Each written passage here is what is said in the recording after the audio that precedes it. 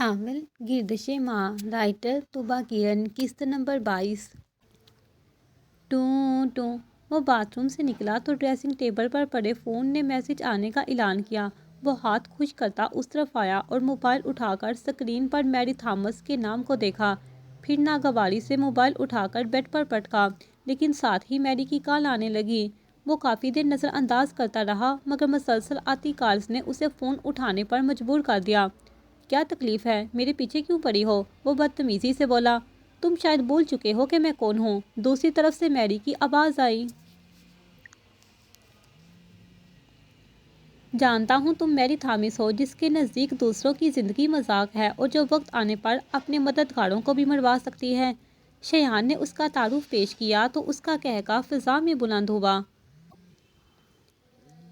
ہمایوں اپنی یادداشت کھو چکا ہے اور اگر تم نے میری بات نہ مانی تو کچھ دن تک اپنی زندگی بھی کھو دے گا۔ میری نے دھمکایا تو اس نے دانت پیسے۔ میری، اگر میرے بھائی کو کچھ ہوا تو میں تمہیں جان سے مار دوں گا، وہ بے بسی سے چلایا۔ مجھ سے شادی کر لو، میں تمہارے بھائی کو آزاد کر دوں گی، اور ہاں، اس کے پاس زیادہ وقت نہیں ہے، اس لیے رات تک سوچ کر جواب دے دو، کہیں ایسا نہ ہو کہ بہت دیر ہو جائے۔ میری نے کہہ کر فون بند کر دیا جبکہ وہ تھک کر بیڈ پر بیٹھ گیا۔ اسے کچھ سمجھ نہیں آ رہا تھا کہ وہ کیا کرے۔ ہر طرف تاریک راستے تھے جہاں سے روشنی کی امید رکھنا بے وقوفی تھی۔ رات ہونے سے پہلے ہی اس نے میری کو میسج کر دیا، میں تم سے شادی کے لیے تیار ہوں، مگر پہلے تمہیں ہمایوں کو آزاد کرنا ہوگا۔ میسج بھیج کر اس نے ایک گہرا سانس لیا۔ اس نے ہمایوں سے اس کی محبت چھینی تھی اور اب شاید قدرت اسے اپنی غلطی سدھارنے کا موقع فراہم کر رہی تھی۔ کاش میں ہمیشہ کے لیے یہاں رک سکتی۔ پتہ نہیں اب رشیدہ مجھے وجی سے ملنے دے گی بھی یا نہیں۔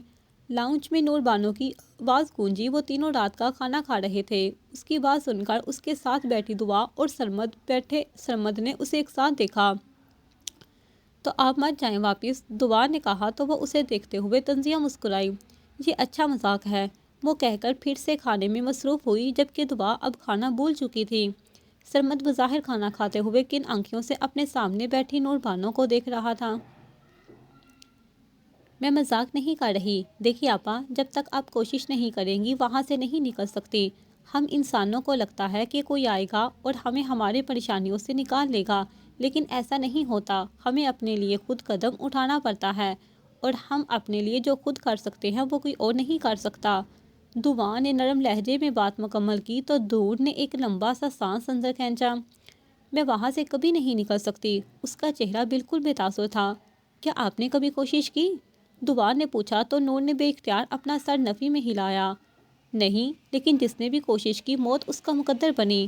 آپ کبھی نہیں سمجھ سکتی دعا کہ ایک طوائف کی زندگی کیا ہوتی ہے، نور نے درد سے مسکراتے ہوئے کہا تو سرمد کے کھانا کھاتے ہاتھ طوائف کے لفظ پر پل بھر کے لیے ساکت ہوئے۔ اس نے بدمزہ ہو کر نور کو دیکھا، پھر نوالا واپس پلیٹ میں رکھ کر کرسی گھسیٹتا اٹھ گیا۔ دعا اور نور دونوں حیران ایک ساتھ اسے دیکھا۔ سرمد بھائی کیا ہوا؟ دعا پوچھے بنا نہ رہ سکی۔ میں ابھی آتا ہوں، وہ سر جھکائے کہتا گھر سے نکل گیا، جبکہ نور نے دروازے کی جانب دیکھا، پھر سر جھٹک کر پلیٹ پر جھک گئی۔ شریف مردوں کے سامنے طوائفوں کا ذکر نہیں کرتے۔ وہ خود سے سرگوشی کر رہی تھی، مگر دعا نے اس کی بات آسانی سے سن لی۔ میں کچھ کہہ رہی تھی۔ دعا نے بات بدلتے ہوئے اسے اپنی طرف متوجہ کرنے کی کوشش کی تو اب کی بار نور نے اپنا رخ اس کی جانب موڑا۔ کہیں ہمیں اللہ تعالیٰ نے بہترین صلاحیتوں سے نوازا ہے، ہمیں عقل اور شعور دیا ہے، وہ ہمیں آزمائشوں میں ڈالتا ہے، پھر کہتا ہے کہ کوشش کر کے ان سے نکلو۔ جیسے اگر کوئی انسان بیمار ہو جائے تو وہ اپنی عقل کا استعمال کر کے ڈاکٹر کے پاس جاتا ہے، تدبیر اور کوشش کرتا ہے۔ اب اگر مریض یہ سوچ کر گھر بیٹھ جائے کہ میں تو اس بیماری سے نہیں نکل سکتا، پھر وہ کیسے صحت یاب ہوگا؟ دعا سانس لینے کے لیے رکی۔ نور پوری توجہ سے اس کی بات سن رہی تھی۔ آپ کے کیس میں بھی ایسا ہی ہے، اللہ نے آپ کو آزمائش دی ہے اور آپ کوشش کرنے کو تیار ہی نہیں۔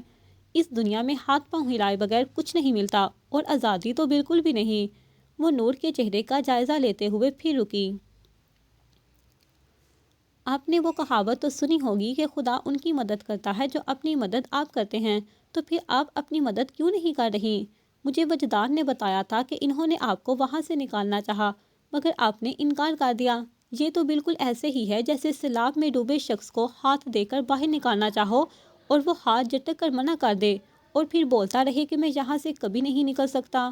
دعا میں نور نے کچھ کہنے کے لیے منہ کھولا مگر بات ادھوری چھوڑ دی۔ دعا نے مسکراتے ہوئے اس کا ہاتھ تھاما۔ اپنے ساتھ ظلم ہوتا دیکھ کر خاموش رہنے اور ظلم کے توڑنے کے لیے کوئی تدبیر کرنے کی بجائے قسمت پر سارا الزام ڈال دینا سراسر بے وقوفی ہے۔ یاد رکھے اس کا حساب بھی دینا پڑے گا، کیونکہ اللہ کبھی بھی سارے دروازے ایک ساتھ بند نہیں کرتا، کہیں نہ کہیں کوئی نہ کوئی دروازہ ضرور کھلا ہوتا ہے۔ اب اگر انسان اسی ایک بند دروازے کو دیکھ کر امید کھو بیٹھے تو یہ اس کی اپنی غلطی ہے۔ دعا اسی طرح دھیمے لہجے میں کہتی رہی جبکہ نور اس کی باتیں سن کر کسی گہری سوچ میں گم ہو گئی۔ آپ کو پتہ ہے کچھ عرصہ پہلے مجھے ایک پیاری سی لڑکی ملی تھی۔ میں نے اسے ایک جملہ کہا تھا اور آج آپ کو بھی وہی جملہ کہوں گی کہ اس دنیا میں کچھ بھی پلیٹ میں رکھا نہیں مل جاتا، یہاں پر اپنا حق بھی چھین کر لینا پڑتا ہے۔ یہ ملک کیسے آزاد ہوا تھا؟ کیا کسی نے خود ہی آ کر کہہ دیا کہ جاؤ مسلمانوں، تم لوگوں پر ظلم ہو رہا ہے تو تم لوگ آزاد ہو جاؤ؟ دعا نے اس کی طرف دیکھتے ہوئے سوال کیا تو وہ نم آنکھوں سے اپنا سر نفی میں ہلانے لگی۔ نہیں نا، بلکہ ہمارے بزرگوں نے دن رات محنت کی، جانوں کے نذرانے پیش کیے، اس کے بعد ہم آزاد ہوئے۔ اگر اجتماعی آزادی کوشش کے بغیر نہیں مل سکتی تو انفرادی آزادی کیسے مل سکتی ہے؟ اب کی بار دعا نے اس کے بھیگے گال صاف کیے۔ زندگی میں بعض اوقات ایسی آزمائشیں آ جاتی ہیں کہ ہمیں لگتا ہے ہم یہ ڈیزرو نہیں کرتے تھے، پھر خود ترسی کا شکار ہو کر بیٹھ جاتے ہیں، حالانکہ ایسا نہیں ہونا چاہیے۔ مجھے دیکھیں، آج پھر اس منحوس پولیس والے سے لڑ کر آ رہی ہوں جو وجدان کی جان کا دشمن بنا بیٹھا ہے۔ بس یہی زندگی ہے، آخری دم تک لڑنا ہے، آخری دم تک کوشش کرنی ہے۔ آخر میں دعا نے گہرا سانس لیتے ہوئے گلاس میں پانی انڈیلا، بول بول کر اس کا گلا خشک ہو گیا تھا، جبکہ نور نے چونک کر اسے دیکھا۔ پولیس والا وجدان کی جان کا دشمن ہے؟ نور محو حیرت تھی۔ ہاں جی، وہ محترم اپنی اوقات بول گئے ہیں، انہیں لگتا ہے کہ انہیں کبھی مرنا ہی نہیں ہے، لیکن خیر ان باتوں کو چھوڑے اور کھانا کھائیں، گرم کر لاؤں؟ دعا نے ٹھنڈے سالن کو دیکھتے ہوئے کہا۔ بازاری کھانا ہونے کی وجہ سے سالن پر گھی کی تہ جم گئی تھی۔ نہیں، میرا پیٹ بڑھ گیا ہے اور اب وہاں سے نکلنے کی تدبیر تو کرنی ہے، نور نے کہا تو وہ مبہم سی مسکرا دی۔ بہت خوب پیاری بہن، وہ برتن سمیٹتے ہوئے بولی، جبکہ نور نے پہلی بار مایوسی اور خود ترسی کو ایک طرف رکھ کر اپنے بارے میں سوچا تھا، اور اسی رات وہ سمجھ پائی کہ مایوسی کو گناہ کیوں کہا گیا ہے۔ یہ اگلی صبح کی بات ہے جب سورج نکلنے کے بعد اینا شامی سے بات کرنے میں مصروف تھی اور سلمیٰ بھی ہاتھ میں تسبیح کا اٹھائے اذکار کر رہی تھی جب معاذ جمائی روکتا کمرے سے باہر نکلا۔ گڈ مارننگ، وہ اپنے بکھرے بال ہاتھ سے پیچھے کرتا سلمیٰ کے سامنے جھکا تو سلمیٰ نے اس کے سر پر ہاتھ رکھتے ہوئے تصحیح بھی کر دی۔ سلام کرتے ہیں۔ السلام علیکم چھوٹی دنیا، معاذ اب نور کی طرف دیکھتا بولا تو اس نے نظر بڑھ کر اسے دیکھا۔ وعلیکم السلام بھائی، کہہ کر وہ ایک بار پھر شامی کی طرف متوجہ ہو گئی، جبکہ معاذ اس کے بھائی کہنے پر ہنسا۔ اگر تم مجھے احتیاطاً بھائی بول رہی ہو تو بے فکر رہو، کیونکہ تم ہو 18 سال کی اور میں ہوں پورے 28 سال کا۔ اب 10 سال چھوٹی لڑکی سے شادی کرنے سے تو رہا، کیوں امی؟ اس نے سلمیٰ کے ساتھ بیٹھتے ہوئے پوچھا تو اس نے کانوں کو ہاتھ لگائے، جبکہ اینا اس کی بے تکلفی پر سلگ کر رہ گئی تھی۔ ہاں، یہ الگ بات تھی کہ اس کی آنکھیں شادی کی بات پر بھیگنے کو تیار ہو گئیں۔ توبہ توبہ، تو اتنا بے شرم تو نہیں تھا معاذ، یہ تجھے کیا ہو گیا ہے؟ سلمیٰ نے صدمے کے عالم میں کہا تو معاذ کا قہقہ فضا میں گونجا۔ وہ دراصل آج کل کی لڑکیاں دل سے بھائی کہنے کی بجائے احتیاطاً کہتی ہیں، اس لیے کہہ رہا تھا۔ معاذ نے صفائی پیش کی تو وہ اس کے سامنے آئی۔ اگر میں آپ کو دل سے بھائی کہوں گی تو کیا آپ بھی مجھے دل سے بہن مانیں گے؟ وہ اپنی آنکھوں کی آئی نمی چھپاتے ہوئے پوچھ رہی تھی۔ ہاں ظاہر ہے، اور کوئی آپشن بھی نہیں ہے۔ معاذ نے کندھے اچکائے تو اینا نے ایک نظر سلمیٰ پر ڈالی جو بے چین سی بیٹھی اپنے بیٹے کو دیکھ رہی تھی۔ تو ٹھیک معاذ بھائی، آج سے میں آپ کی بہن ہوں اور یہ میں نے دل سے کہا ہے، وہ بولی تو معاذ اپنی جگہ سے کھڑا ہوا اور مسکراتے ہوئے اس کے سر پر ہاتھ رکھا۔ چلے جی امی، آج میری بہن والی خواہش بھی پوری ہو گئی۔ اسی خوشی میں یہ پیاری بہن اپنی اماں اور بھائی کو چائے بنا کر پلائے گی، ٹھیک ہے؟ معاذ نے کہا تو وہ سر ہلا کر رہ گئی۔ ضرور، تنگ مت کیا کر۔ سلمیٰ معاذ کو جھڑک رہی تھی جبکہ چائے کا سامان رکھتی اینا مطمئن سی مسکرا دی۔ وہ تینوں رات بھر نہیں سوئے تھے، پوری رات وجدان کے پاس بیٹھے رہے۔ دعا نے سرمد سے کہا تھا کہ گھر چلا جائے مگر وہ نہ گیا، نور بانو بھی خاموشی سے اپنے بھائی کو دیکھتی رہی۔ اب اس کا دماغ کچھ الگ ہی سوچ رہا تھا۔ صبح کے وقت تو وہ ناشتہ بنانے کی غرض سے باورچی خانے میں گئی تو سرمد بھی اس کے پیچھے آ گیا۔ بھابھی، وہ کاؤنٹر کے دوسری جانب کھڑا تھا۔ جی؟ وہ جو کیبن سے کچھ نکال رہی تھی اس کی جانب مڑی۔ یہ؟ سرمد نے ایک ڈبہ اس کی طرف بڑھایا۔ یہ کیا ہے؟ دعا نے سوالیہ نظروں سے اسے دیکھا۔ یہ موبائل ہے، آپ بجی کی بہن کو دے دے تاکہ وہ آپ کے ساتھ رابطے میں رہے، شاید اسی طرح میرا مطلب ہے آپ اسے وہاں سے نکال سکیں۔ سرمد نے کچھ جھجکتے ہوئے کہا تو دعا حیران ہوئی۔ لیکن بھائی پلیز بھابھی، سرمد نے کہا تو دعا نے گہرا سانس لیتے ہوئے ڈبہ تھام لیا۔ وہاں سے وہ خود ہی نکلیں گی، ہم صرف مدد کر سکتے ہیں، دعا نے کہا تو سرمد نے سمجھتے ہوئے سر ہلایا۔ آپ کا بہت شکریہ بھائی، ہم آپ پر بہت احسان ہیں، آپ کا سارا قرض جلد ہی لوٹا دوں گی انشاءاللہ۔ ارے شکریہ کی کیا بات، بجی کے لیے تو جان بھی حاضر ہے، اور جہاں تک قرض کی بات رہی تو وہ وجدان میاں خود اٹھ کر لوٹائیں گے، آپ کو فکر مند ہونے کی ضرورت نہیں ہے، یہ ہم دوستوں کا معاملہ ہے۔ سرمد نے کہا تو وہ مسکرا کر رہ گئی۔ اللہ آپ کو خوش رکھے، آمین، اس نے سچے دل سے دعا کی۔ کچھ دیر بعد دعا نے نور بانو کے موبائل میں اپنا اور سرمد کا نمبر سیو کیا اور ساتھ ہی ساتھ موبائل کو سب سے چھپا کر رکھنے کی تلقین کی۔ اس صبح میں نے نور آپا کو رشیدہ کے ساتھ الوداع کر دیا اور سرمد بھائی بھی ان کے جاتے ساتھ ہی چلے گئے۔ ظاہر ہے وہ یہاں نہیں رہ سکتے تھے۔ میں نے دروازہ بند کرتے ہوئے خود کو یہ یاد دہانی کروائی کہ یہ جنگ مجھے اکیلے ہی لڑنی ہے۔ ہاں، اللہ ساتھ ہے اور وہ ہمیشہ ساتھ ہی رہے گا۔ میں اس سے جتنا مرضی گلا شکوا کروں، آخر لوٹ کر اسی کے پاس آنا ہوتا ہے، اور اللہ سے بھی کوئی ناراض رہ سکتا ہے بھلا؟ دعا سکندر۔ شام کے سائے پھیل رہے تھے اور وہ دونوں تیز تیز قدم اٹھاتے اس بڑی عمارت کے اندر داخل ہو گئے۔ میری ہمیشہ کی طرح سرخ رنگ کے لانگ کوٹ اور سیاہ جینس میں مربوس تھی۔ ٹھنڈ کے باعث اس نے سر پر سرخ ٹوپی پہن رکھی تھی جس سے بال باہر کو نکل رہے تھے، جبکہ شیان بھی سیاہ کوٹ میں مربوس ماتھے پر بل لیے اس کے ساتھ ساتھ چل رہا تھا۔ اندر آ جاؤ، میری نے اسے اندر آنے کا راستہ دیا تو وہ اسے گھورتا ہوا اندر داخل ہو گیا۔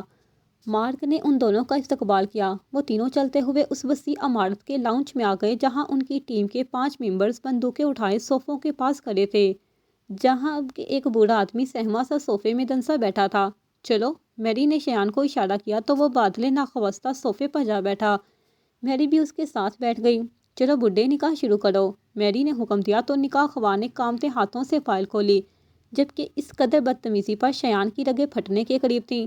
پہلے ہمایوں کو لے کر آؤ، اس نے مطالبہ کیا تو میری نے اس کا ہاتھ پکڑا۔ تمہیں مجھ پر یقین نہیں ہے ڈیئر، وہ خاص ادا سے بولی تو شیان نے اپنا ہاتھ اس کی گرفت سے چھڑوایا۔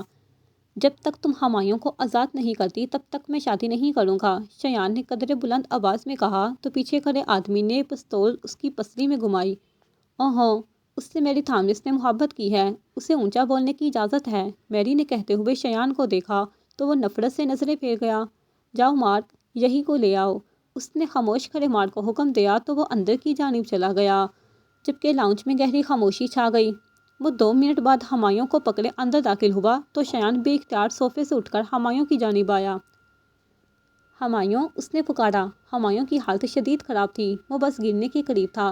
شیان نے آگے بڑھ کر اسے سینے سے لگایا اور اس کے ساتھ ہی زمین پر بیٹھتا چلا گیا۔ مجھے معاف کر دو ہمایوں، وہ پھوٹ پھوٹ کر رو دیا۔ مارک نے اسے پیچھے کرنا چاہا تو میری نے ہاتھ کے اشارے سے اسے روکا۔ میرے بھائی، یہ تمہاری کیا حالت ہو گئی ہے؟ وہ اسے خود سے الگ کرتے اس کا چہرہ دونوں ہاتھوں سے تھامے تڑپتے ہوئے پوچھ رہا تھا۔ ہمایوں نے اجنبی نگاہوں سے اسے دیکھا، پتہ نہیں وہ کون تھا۔ ہمایوں، شیان نے اسے پکارا کہ اس سے کچھ یاد آ جائے، مگر وہ یوں ہی اسے دیکھتا رہا۔ شیان نے اس کے بکھرے بالوں کو اس کی آنکھوں سے ہٹایا اور ایک بار اسے گلے لگا کر رونے لگا۔ میں کیسا بھائی ہوں یار، میرے ہوتے ہوئے تمہاری یہ حالت ہو گئی ہے، مجھے معاف کر دو۔ وہ کافی دیر ہمایوں کے گلے لگا سسکتا رہا، جبکہ ہمایوں کا چہرہ بالکل بے تاثر تھا۔ اسے آج بھی دور کہیں وہ سفید کپڑوں والی لڑکی نظر آ رہی تھی جو اسے دیکھ کر مسکرا رہی تھی۔ یہ تم نے کیا کیا میری؟ میں تمہیں نہیں چھوڑوں گا۔ چند لمحوں بعد وہ ہمایوں کو چھوڑتا غصے کے عالم میں میری کی طرف بڑھا۔ مارک نے یہ دیکھا تو اسے پیچھے سے پکڑ لیا۔ چھوڑو مجھے، آج میں اس عورت کو مار کر ہی دم لوں گا۔ شیان نے خود کو مارک کی گرفت سے چھڑوانے کی کوشش کی تو مارک نے اس کی کنپٹی پر پستول رکھی۔ چپ چاپ وہاں بیٹھ جائیں۔ مارک اسے گھسیٹتا ہوا صوفے تک لے آیا۔ اگر تم نے کوئی بھی ہوشیاری کی تو اپنے بھائی سے ہاتھ دھو بیٹھو گے، اس لیے جلدی سے نکاح کے کاغذات پر سائن کرو۔ میری نے دھمکی دی تو وہ بے بسی سے صوفے پر گر گیا۔ اس شام وہ عورت میری زندگی میں زبردستی شامل ہو گئی۔ میرا دل چاہ رہا تھا کہ اس کا منہ نوچ لوں، مگر میں یہ نہیں کر سکتا تھا۔ اب مجھے ٹھنڈے دماغ سے کام لینا تھا، اپنے جذبات اور غصے کو ایک طرف رکھ کر عقل سے کام لینا تھا، کیونکہ اب میری کا علاج ضروری ہو گیا تھا۔ پھر میں نے سوچنا شروع کر دیا کہ میں کیا کر سکتا ہوں، شایان ملک کیا کر سکتا ہے، اور مجھے احساس ہوا کہ میں بہت کچھ کر سکتا ہوں۔ میری شخصیت کی سب سے بڑی کمزوری یہ تھی کہ میں ٹھیک فیصلے نہیں کر پاتا تھا، ہمیشہ کنفیوز رہتا تھا، اور اب مجھے اپنی اس کمزوری پر ہی قابو پانے کی ضرورت تھی۔ میں نے ہمایوں کو بہت اچھے ہسپتال میں داخل کروا دیا۔ ڈاکٹرز کے مطابق وہ کچھ عرصے تک صحت یاب ہو سکتا تھا، اور اب مجھے بھی یقین تھا کہ اچھے دن دور نہیں ہیں، کیونکہ میری زندگی کا مقصد مل گیا تھا۔ شایان ملک۔ آدھی رات کا وقت تھا جب معاذ کی آنکھ کھلی۔ اس نے کمرے کے دوسرے کونے میں پلنگ پر سوئی سلمیٰ پر نظر ڈالی، پھر پانی پینے کے لیے باہر آ گیا، لیکن اس سے پہلے وہ باورچی خانے میں جاتا دوسرے کمرے سے آتی آواز نے اس کے قدموں میں زنجیریں ڈال دیں۔ اندر سے اینا کی رونے کی آوازیں آ رہی تھی۔ وہ پل بھر کے لیے ٹھٹکا، پھر کچھ سوچتے ہوئے کمرے کا دروازہ دھیرے سے بجایا تاکہ سلمیٰ جاگ نہ جائے۔ اس کے دروازہ بجانے پر اندر کچھ دیر کے لیے خاموشی چھائی، اور پھر دروازہ کھول دیا گیا۔ اینا جو کہ سلمیٰ کے آنے کا گمان کر رہی تھی، معاذ کو اپنے سامنے دیکھ کر حیران ہوئی۔ آپ؟ اس نے اپنی آواز کو نارمل بنانے کی کوشش کی۔ تم رو کیوں رہی تھی؟ معاذ نے اس کی سرخ آنکھیں دیکھتے ہوئے سوال کیا تو اس نے نظریں چرا لی۔ میں کب رو رہی تھی؟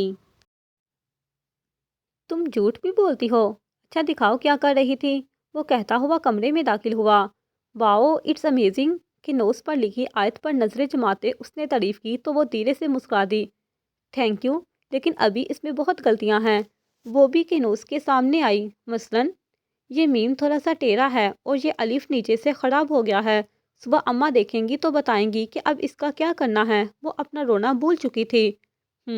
یہ تم مجھے دے دو، معاذ نے فرمائش کی تو اس نے معاذ کی جانب دیکھا۔ کیوں، آپ کیا کریں گے؟ اپنے کمرے میں لگاؤں گا، معاذ نے کہا تو وہ ہنسی۔ اس کمرے میں لگے یا جہاں، بات تو ایک ہی ہے نا؟ ہاں یہ بھی ہے، لیکن اب ساری زندگی جہاں تھوڑی رہنا ہے، تم بس یہ مجھے دے دو۔ معاذ نے ضد کی تو اس نے سر ہلایا۔ اوکے، یہ آج سے آپ کی ہوئی۔ Thank you. چلو اب یہ بتاؤ کہ اتنی بونگی آواز میں رو کیوں رہی تھی؟ اگر شامی بیچارہ ڈر جاتا تو؟ معاذ نے اب اصل موضوع کی طرف آیا تو اینا نے نظریں جھکا لی۔ کچھ نہیں معاذ بھائی، بس ایسے ہی۔ اس کا مطلب تم پاگل ہو، کیونکہ ایسے تو کوئی بھی نہیں روتا۔ آنسوؤں کے پیچھے کوئی نہ کوئی وجہ تو ضرور ہوتی ہے، معاذ نے کہا تو وہ اسے دیکھ کر رہ گئی۔ وجہ نہیں بتا سکتی، بس آپ میرے لیے دعا کریں کہ اللہ مجھے سکون دے دے۔ میری زندگی میں سکون کی بہت کمی ہے۔ اس نے معاذ کی بات ٹالی تو اس نے شانے چکا دیے۔ اوکے مت بتاؤ، ایز یو وش۔ اور ہاں، دعا ضرور کروں گا، لیکن اس کی ایک شرط ہے۔ کیسی شرط؟ تم اب ایسے نہیں روگی، اوکے؟ معاذ نے کہا تو وہ مسکراتے ہوئے سر ہلا گئی۔ گڈ گرل، چلو اب سو جاؤ، گڈ نائٹ۔ وہ کہتا ہوا کمرے سے نکل گیا، جبکہ وہ بھی مسکرا کر چیزیں سمیٹنے لگی۔ اسے ایک اچھا بھائی مل گیا تھا۔ السلام علیکم۔ جیسے ہی کال اٹینڈ ہوئی اس نے سلام کیا۔ وہ اس وقت وجدان کے ساتھ بیٹھی تھی۔ جی میں دعا بات کر رہی ہوں، آپ سے میسج پر بات ہوئی تھی۔ میں آپ کو یقین دلاتی ہوں کہ میری بیکنگ سے آپ کی بیکری کو بہت فائدہ ہوگا، وہ پر اعتماد لہجے میں کہہ رہی تھی۔ پھر دوسری جانب سے کچھ دیر بعد سنتی رہی اور شکریہ کہہ کر فون بند کر دیا۔ دیکھیں وجدان، مجھے بیکری میں کام مل گیا ہے، میں گھر سے بیکری آئٹمز بنا کر بھیجوں گی، باہر بھی نہیں جانا پڑے گا۔ وہ ایسے بولی جیسے وجدان بہت توجہ سے اسے سن رہا ہو۔ اور پتہ ہے، ڈاکٹر ماجد نے کہا ہے کہ آپ جلدی ریکور کر رہے ہیں، آپ دیکھیے گا بہت جلد آپ ہوش میں آ جائیں گے۔ وہ بچوں کی طرح اس سوئے ہوئے انسان کو تسلی دے رہی تھی جو اسے سننے سے قاصر تھا۔ ٹھیک ہے جناب، بہت باتیں ہو گئی، اب آپ ریسٹ کریں، میں بھی اپنا کام کر لوں۔ وہ پیار سے اس کے ہاتھ پر بوسہ دیتی اٹھی اور اس کا کمبل درست کر کے باہر آ گئی، کیونکہ ابھی اسے سیمپل کے طور پر کچھ چیزیں بنا کر بیکری بیچنی تھی۔ ان کی شادی کو 3 دن بیت چکے تھے۔ میری اب شایان کے گھر آ گئی تھی، جبکہ ہمایوں ہسپتال میں تھا۔ شادی کے بعد شایان نے اس کے ساتھ معمولی برتاؤ کرنا شروع کر دیا، کیونکہ وہ ہمایوں کے صحت یاب ہونے کے انتظار میں تھا۔ اس شام بھی جب وہ گھر سے ہسپتال کے لیے نکل رہا تھا تو میری نے اسے روک دیا۔ کہاں جا رہے ہو؟ وہ پوچھ رہی تھی۔ ہمایوں سے ملنے، اس نے جلدی سے جواب دیا۔ مارک پاکستان جا رہا ہے، میں چاہتی ہوں کہ تم بھی اس کے ساتھ جاؤ۔ میری نے کہا تو وہ چونکا۔ وہ کیوں جا رہا ہے پاکستان؟ اس کے ذہن میں خطرے کی گھنٹی بجی۔ ایک لڑکی کو مارنا ہے۔ میری نے اطلاع دی تو اس کے ماتھے پر بل نمایاں ہوئے۔ اور کتنے لوگوں کو مارنا ہے تم نے؟ پلیز بس کر دو میری۔ بس ماریا کو ماروں گی، پھر تمہاری خاطر یہ قطر وطر چھوڑ دوں گی۔ ہاں لیکن یہ بزنس نہیں چھوڑ سکتی۔ میری نے اس کے سینے پر ہاتھ رکھتے ہوئے محبت سے کہا تو اس کا دل چاہا کہ میری کو دھکا دے کر خود سے دور کر دے، مگر وہ ضبط کیے کھڑا رہا۔ ٹھیک ہے جو مرضی کرو لیکن ابھی مجھے جانے دو، شیان نے سپاٹ لہجے میں کہا تو وہ ہنسی۔ تم شادی کے بعد بہت بدل گئے ہو، کہیں میری محبت نے تمہارا دل میری طرف سے صاف تو نہیں کر دیا؟ میری نے پوچھا تو وہ مسکرایا۔ ہاں ایسا ہی ہے، میں وقتی طور پر ناراض تھا، لیکن چونکہ اب میرا بھائی آزاد ہو چکا ہے تو میں تم سے مزید ناراض نہیں رہ سکتا، لیکن جب تک ہمایوں ٹھیک نہیں ہوتا میں تمہارے بزنس کا حصہ نہیں بنوں گا۔ اس نے چہرے پر جھوٹی مسکراہٹ سجاتے ہوئے کہا تو میری مسکرائی۔ Okay dear husband, I love you, وہ محبت سے کہتی اس کے سینے سے لگی جبکہ وہ لب بینچے کھڑا تھا۔ میں تمہیں محبت سے ماروں گا میری تھامس، وہ اس کا سر سہلاتے ہوئے نفرت سے سوچ رہا تھا۔ ہیلو میڈم، آپ کا کام ہو گیا ہے۔ وہ بیڈ پر بیٹھی ناخن تراشنے میں مصروف تھی جب اس کا فون بجا۔ اس نے اسکرین پر چمکتے نام کو دیکھا، پھر نخوبت سے سر ہلا کر فون اٹینڈ کیا۔ پاکستان سے ایس ایچ او کا فون تھا جو اسے کوئی اچھی خبر سنا رہا تھا۔ مطلب تم نے وجدان احمد کو قتل کر دیا ہے؟ اس نے گویا خود کو بتایا۔ جی میڈم، میں نے اسے مار دیا ہے، دوسری جانب سے انسپکٹر کہہ رہا تھا جبکہ وہ بیڈ سے اٹھ چکی تھی۔ کیسے مارا؟ ہسپتال میں؟ میری نے تفصیل پوچھی تو انسپکٹر کچھ دیر کے لیے خاموش ہو گیا۔ بولو، میری کے ماتھے پر بل نمودار ہوئے۔ جی میڈم، ایک ڈاکٹر کے ذریعے اسے مروایا ہے، اب دعا نے بھی ہار مان لی ہے۔ میرے ایک آدمی نے بتایا کہ وہ وجدان کی تدفین کے بعد شہر چھوڑنے کا سوچ رہی ہے۔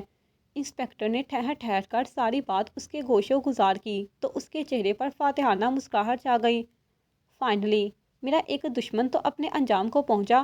اب ماریا کا بندوبست کرنا باقی ہے۔ میں کل ہی مار کو بیچتی ہوں تاکہ وہ ماریا کو بھی راستے سے ہٹا دے، اس کے بعد تمہیں تمہارے پیسے مل جائیں گے۔ میری نے آگے کا پلان سمجھاتے ہوئے فون رکھ دیا جبکہ دوسری جانب بیٹھے پولیس انسپکٹر نے اپنا موبائل سامنے کھڑی دعا کی طرف بڑھا دیا جو چہرے پر نقاب سجائے سرخ آنکھوں سے اسے ہی گھور رہی تھی۔ شاباش، دعا نے اسے موبائل جپٹا جبکہ وہ پریشان حال سا کمرے کے دوسری طرف دیکھ رہا تھا جہاں اس کی بیوی اور 2 بچے کرسیوں سے بندھے بیٹھے تھے۔ تمہیں کیا لگا تھا دعا تمہیں اتنی آسانی سے چھوڑ دے گی؟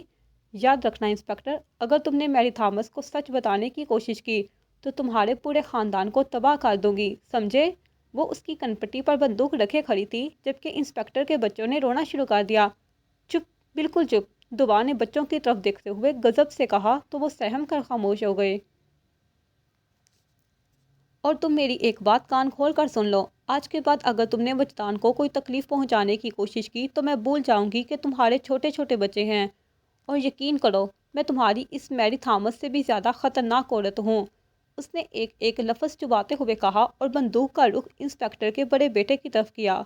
نہیں، میرے بیٹے کو کچھ مت کرنا، خدا کے لیے مجھے معاف کر دو، میں تمہاری ہر بات مانوں گا، نہ رشوت لوں گا نہ غلط کام کروں گا، بس میرے گھر والوں کو کچھ مت کرنا۔ انسپکٹر اس کے سامنے ہاتھ جوڑتا ہوا گر گرایا تو وہ ہنسی۔ تم تو بہت بزدل نکلے ڈیئر ایس ایچ او، اتنے مضبوط مرد ہو کر ایک لڑکی سے ڈر رہے ہو، زبردست۔ اس نے محظوظ ہوتے ہوئے انسپکٹر کی سہمی ہوئی شکل دیکھی جس پر اپنوں کو کھونے کا غم واضح تھا۔ میں نے کہا تھا نا کہ میں اغوا اور قتل بھی کر سکتی ہوں، اب کی بار اس نے اپنے جبڑے بند کرتے ہوئے کہا تو انسپکٹر نے ایک بار پھر فریاد کرنے لگا۔ مجھے معاف کر دو، میں بھول گیا تھا کہ برائی کا انجام برا ہی ہوتا ہے، لیکن اب مجھے سب سمجھ آ گیا ہے، میں آج کے بعد کوئی غلط کام نہیں کروں گا، بس میرے بیوی بچوں کو چھوڑ دو۔ وجدان مر گیا ہے، دعا یہ شہر چھوڑ چکی ہے، دعا اور وجدان کا چیپٹر کلوز، آئی سمجھ؟ اس نے یاد دہانی کروائی تو انسپکٹر نے اپنا سر اس بات میں ہلا دیا۔ ہاں، اور یہ ساری گفتگو میں ریکارڈ کر چکی ہوں، اس لیے اگر تم نے میری کو کچھ بھی بتایا تو تمہیں سوشل میڈیا پر اتنا بدنام کروں گی کہ تمہارے پاس خودکشی کرنے کے سوا کوئی حل نہیں بچے گا۔ وہ کسی شیرنی کی مان چلائی تو انسپکٹر نے سر اوپر نیچے ہلانا شروع کر دیا۔ میں کسی کو کچھ نہیں بتاؤں گا۔ شاباش، جاؤ اب اپنے گھر والوں کی رسیاں کھول دو، اس نے کہا تو وہ فوراً اٹھا اور رسیاں کھولنے لگا۔ جبکہ وہ مزید کچھ کہے بنا انسپکٹر کے گھر سے نکل گئی۔ ہاں، مگر نکلنے سے پہلے اس نے بندوق اپنے بیگ میں چھپا لی تھی۔ باہر نکلتے ہی اس نے آسمان پر ایک نگاہ ڈالی جہاں بادل برسنے کو تیار کھڑے تھے۔ اس کی آنکھوں سے پانی بہنے لگا۔ میں ایسی تو نہیں تھی یا اللہ! اس کا دل چاہا کہ سڑک کے درمیان بیٹھ کر داڑے مارنا شروع کر دے۔ اسے لگا اس کا کندھا بندوق کا وزن برداشت نہیں کر پائے گا۔ اچانک ایک ہفتے کا پہلے کا منظر اس کی آنکھوں کے سامنے گھوم گیا، جب وجدان کے چیک اپ کے لیے ایک ڈاکٹر آیا ہوا تھا اور وہ اس کے لیے باورچی خانے میں چلی گئی، اور جب چائے کا کپ لے کر کمرے میں داخل ہونے لگی تو اندر سے آتی آوازوں نے اس کے قدم روک دیے۔ ہاں انسپکٹر، میں تمہارے کہنے پر ہی عمل کر رہا ہوں۔ بس چند دن کی بات ہے، پھر یہ آدمی ان زہریلے انجیکشنز کی وجہ سے مر جائے گا۔ تم فکر مت کرو، کسی کو کانوں کان خبر نہیں ہوگی۔ بس خیال رکھنا، ہاں؟ پیسے تیار رکھنا، تمہارے بابی کو ہنی مون پر لے کر جانا ہے۔ وہ ڈاکٹر کہہ رہا تھا جبکہ دعا کے ہاتھ سے چائے کا کپ گر کر زمین بوس ہو گیا۔ ڈاکٹر نے یکدم پلٹ کر دروازے کی جانب دیکھا جہاں دعا غم غصے کی حالت میں کھڑی تھی۔ وہ میں ڈاکٹر نے کوئی بہانہ بنانا چاہا مگر دعا نے آگے بڑھ کر اس کا گریبان تھام لیا۔ گھٹیا انسان، تم مارو گے وجدان کو، تم! وہ اتنے زور سے چلا رہی تھی کہ لگتا تھا اس کی رگیں پھٹ جائیں گی۔ ڈاکٹر نے اپنا گریبان اس کی گرفت سے چھڑوا کر اسے دھکا دیا تو وہ دیوار پر جا لگی۔ اس کا ماتھا دیوار سے بری طرح ٹکرایا تھا اور وہاں سے خون بھی نکلنے لگا تھا۔ ڈاکٹر نے یہ دیکھا تو فوراً بھاگ گیا، جبکہ وہ سست قدموں سے چلتی ڈریسنگ ٹیبل کی طرف آئی تاکہ سرمد کو فون کر کے بلا سکے۔ بھائی پلیز جلد! اس نے چند الفاظ ادا کیے اور پھر بے ہوش ہو گئی۔ موسلا دھار بارش شروع ہو چکی تھی۔ وہ فٹ پاتھ پر چلتی اپنی منزل کی طرف بڑھ رہی تھی۔ اسے یاد تھا کہ پھر کیا ہوا تھا۔ جب اس نے آنکھیں کھولی تو خود کو ہسپتال کے ایک کمرے میں پایا۔ سرمد فکر مند سا اس کے سامنے ہی کھڑا تھا۔ اب ٹھیک ہیں؟ وہ اسے ہوش میں آتا دیکھ کر اس کی طرف بڑھا۔ سرمد بھائی، مجھے گن چاہیے، اس نے لرزتی ہوئی آواز میں مطالبہ کیا تو سرمد کی آنکھیں حیرت سے پھیلیں۔ گن؟ لیکن کیوں؟ اور یہ سب کس نے کیا ہے؟ سرمد نے پوچھا تو اس نے ساری کہانی سنا دی۔ یہ تو سرمد سے کچھ کہا نہ گیا۔ آپ میرا یہ کام کر دے، بس مجھے گن لا دے۔ نہیں بھابھی، حوصلہ رکھے، میں آپ کو گن نہیں دلا سکتا، اور میں کہاں سے لاؤں گا؟ سرمد نے الجھ کر اسے دیکھا تو وہ سیدھی ہو کر بیٹھی۔ اگر آپ نے میری بات نہ مانی تو میں اسے اپنے ساتھ کچھ کر لوں گی۔ لیکن بھابھی، سرمد نے کچھ کہنا چاہا مگر دعا نے اس کی بات کاٹ دی۔ میں بہت تھک گئی ہوں، وہ ٹائم حد سے گزر گئی ہے، لیکن اب اور نہیں، بس بہت ہو گیا، اب اس میری کا قصہ ختم ہو جانا چاہیے۔ وہ انتقام کی آگ میں بے ربط جملے کہہ رہی تھی۔ ٹھیک ہے، سرمد نے آخرکار بات سمجھتے ہوئے کہا۔ وجدان، ان کے پاس کون ہے اس وقت؟ یکدم اسے وجدان کا خیال آیا۔ محلے کا بچہ بٹھا کر آیا ہوں۔ آپ اتنا کیئر لیس کیسے ہو سکتے ہیں؟ وہ اپنی تربیت کی پرواہ کیے بغیر بستر سے اٹھی تو سرمد گہرا سانس لیتے ہوئے اس کے ساتھ ہی کمرے سے نکل آیا۔ ارے لڑکی، ہوش کر کیسے اندھوں کی طرح چلی جا رہی ہے؟ وہ ماضی میں کھوئی ہوئی چل رہی تھی جب کسی عورت سے ٹکرائی اور اب وہ عورت اسے ڈانٹ رہی تھی۔ سوری، اس نے فقط اتنا کہا، پھر اپنی آنکھیں رگڑی جن سے نکلتا نمکین پانی بارش کے کڑوے پانی میں گل کر دونوں پانیوں کا فرق مٹا چکا تھا۔ مجھے معاف کر دینا اللہ، میں اس انسپکٹر کے گھر والوں کو تکلیف نہیں پہنچانا چاہتی تھی، مگر اس وقت مجھے یہی سمجھ آیا، اس کا جسم ٹھنڈ کی وجہ سے ٹھٹر رہا تھا۔ جب میں نے اس ڈاکٹر کی باتیں سنی تھی تو میرے پیروں سے زمین نکل گئی تھی۔ میں نے میری تھامس نامی عورت کو کبھی دیکھا نہیں تھا، مگر میرے دل میں اس کے لیے نفرت دن بدن بڑھتی جا رہی تھی۔ میں نے سرمد بھائی سے گن منگوائی، وہ کہاں سے لائے تھے، کیسے لائے تھے، میں نے نہیں پوچھا، بس ان کو اپنا پلان سمجھا دیا تھا۔ انہوں نے اگلے روز ہی ڈاکٹر ماجد کو جا کر ساری حقیقت بتا دی اور ڈاکٹر ماجد نے اس گھٹیا ڈاکٹر کو نوکری سے فارغ کر دیا۔ یہ میری پہلی کامیابی تھی، مجھے بہت حوصلہ ملا۔ مجھے آج تک وہ دن یاد ہے جب میں نے پہلی بار گن اٹھائی تھی۔ میرا پورا جسم کانپ رہا تھا، میری سانسیں اکھڑ رہی تھیں، مگر میں نے گن چلانا سیکھ لی۔ بعض اوقات ہمیں وہ کرنا پڑتا ہے جو ہم نے تصور بھی نہیں کیا ہوتا۔ بس میرے ساتھ بھی یہی ہوا تھا۔ ایک چھوٹے سے محلے میں رہنے والی مولوی کی بیٹی نے بندوق چلانا سیکھ لی تھی۔ اس بات کا ذمہ دار نہ جانے کون تھا۔ کچھ دن بعد میں نے پولیس والے کے گھر گھس کر اسے وارن کر دیا۔ وہ بے وقوف تو میری آنکھوں میں پھیلا خون دے کر ہی سہم گیا تھا، لیکن اچھا ہوا وہ سدھر گیا، ورنہ اس وقت میں جس ذہنی حالت میں تھی اسے قتل بھی کر سکتی تھی۔ گھر آ کر میں وجدان کے سینے لگ کر خوب روئی تھی، مگر وہ بے وفا تو کچھ بولتے ہی نہیں تھے۔ دعا سکندر۔ اس شام وہ سیڑھیوں پر بیٹھی اپنی گود میں کاپی رکھے پینسل سے کچھ لکھ رہی تھی۔ اسے یاد تھا معاذ پچھلے ہفتے ہی نوکری کے سلسلے میں دوسرے شہر گیا تھا، جبکہ سلمہ نے خطاطی کا کچھ سامان لینا تھا، اس لیے وہ بازار گئی ہوئی تھی۔ اینا نے کاپی سے نظریں اٹھا کر ایک بار پھر برآمدے کی دیوار پر لگی گھڑی کی جانب دیکھا جو شام کے 6 بجا رہی تھی۔ پتہ نہیں کہاں رہ گئی ہیں، وہ فکر مندی سے بڑبڑائی، لیکن پھر ڈور بیل کی آواز پر اس کی جان میں جان آئی۔ کاپی پلنگ پر رکھ کر وہ دروازے کی جانب بڑھی اور دروازہ کھول دیا، لیکن توقع کے برعکس سامنے معاذ کھڑا تھا۔ السلام علیکم، وہ سلام کرتا اندر داخل ہوا، جبکہ اینا نے سر پر دوپٹہ لے کر دروازہ بند کر دیا۔ وعلیکم السلام، آپ نے تو پرسوں آنا تھا نا؟ اس نے پوچھا تو وہ تھکے ہوئے انداز میں پلنگ سے اس کی کاپی پیچھے کرتا بیٹھا اور جھک کر شوز اتارنے لگا۔ کیوں، تمہیں میرا آنا اچھا نہیں لگا؟ وہ پوچھ رہا تھا، جبکہ اینا نے نفی میں سر ہلایا۔ مجھے کیوں اچھا نہیں لگے گا، آپ کا گھر ہے، جب مرضی آئیں۔ وہ کندھے جھکاتے باورچی خانے کی طرف بڑھا تاکہ معاذ کو پانی دے سکے۔ امی کہاں ہیں؟ معاذ نے ارد گرد دیکھتے ہوئے پوچھا۔ بازار گئی ہیں۔ اینا اس کے لیے پانی لے آئی تو اس نے 3 سانسوں میں پانی پی کر گلاس واپس کیا۔ تم بھی چلی جاتی، باہر آیا جایا کرو لڑکی، تاکہ تمہارے اندر کانفیڈنس پیدا ہو، وہ اس کا چہرہ دیکھتا کہہ رہا تھا، جبکہ وہ اپنی کاپی اٹھائے واپس سیڑھیوں پر جا بیٹھی تھی۔ مجھے کانفیڈنس نہیں چاہیے، وہ انتہائی خوبصورتی سے کچھ لکھ رہی تھی۔ پھر کیا چاہیے اور کیا لکھ رہی ہو؟ وہ اس کی طرف آیا اور اس کے ہاتھ سے کاپی چھینی تو اینا گڑبڑا کر اٹھی۔